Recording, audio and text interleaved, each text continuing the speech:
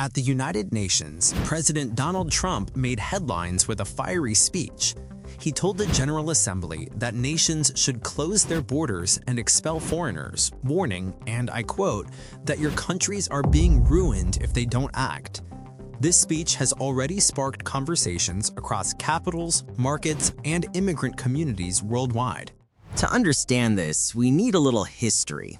The UN General Assembly has always been the stage where world leaders share their priorities and seek international cooperation. For decades, the debate has balanced refugee protection versus border control, or climate commitments versus domestic economic priorities. President Trump's 2025 address does not come out of nowhere.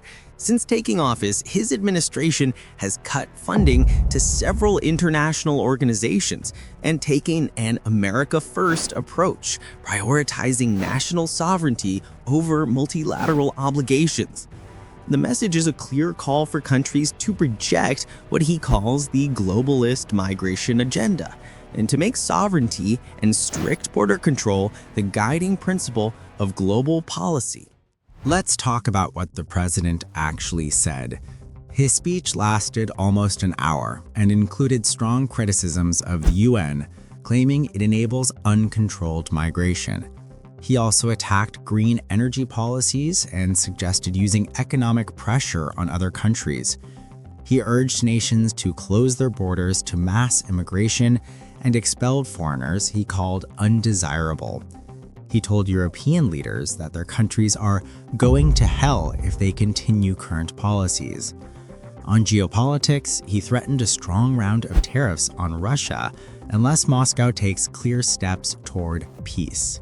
He also called on European allies to stop buying Russian energy. When it comes to migration, the White House framed this as an extension of domestic measures, more deportations, incentives for voluntary return, and a push for countries to adopt first safe country asylum rules. How exactly this will work internationally remains uncertain. Reactions came quickly.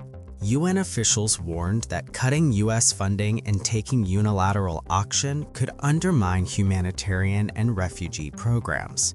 European leaders publicly rejected the idea of closing borders completely and emphasized law and humanitarian responsibility.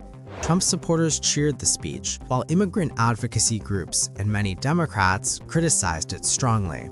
Businesses and markets also paid attention, especially when it comes to tariffs and potential energy price impacts. So why does this matter to Americans? 3 reasons. 1. Policy at home.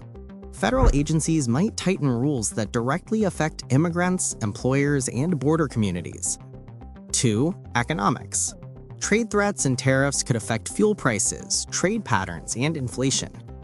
And 3. Diplomacy and security. U.S. relations with allies are critical for intelligence sharing, military cooperation, and global crisis response. Any friction could have real consequences. This address makes one thing very clear. President Trump wants national sovereignty over international frameworks, strict migration control, and trade as a tool for leverage. For supporters, this is decisive. For critics, it is alarming. What happens next depends on whether these proposals turn into actual policy. Will this reshape global policy, or is it a momentary flare on the international stage? Only time will tell.